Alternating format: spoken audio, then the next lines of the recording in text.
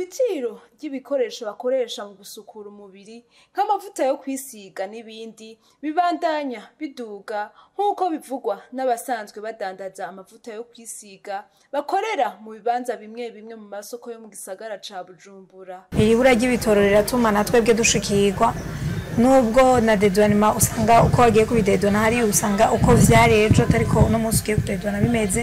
Ikibazo c'ibitoro naco kiratuma tugira intambamyi natwe tukabona ingorane. Ibiciro byarahindutse cyane gose. Sico kimwe n'ubwa mbere. Yego. Iduga ry'amashiringi kubura kwa amafaranga y'agaciro. Ushobora kugenda kugura ikintu uko wakiguze ubwa mbere akaba ntugisange ariko kimeze ubu. Yego.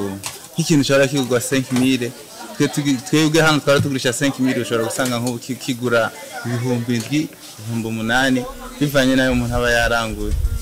Hari ibiboneka hariho n'ivyabuze hari n'ivyo umuntu aba atinya kurangura bivanye n'irihindagurika ry'idolare usanga ibiciro biri hejuru ukabona ikintu ndakizanye amafaranga aza kugicira ko hano abantu ntibarebuze kuvyakira neza kasha biba ngombwa ko manza kurindira abandi bakarangura bagacuruza naho kazorangura abantu bamaze kumenyera iyo be y'ico kintu.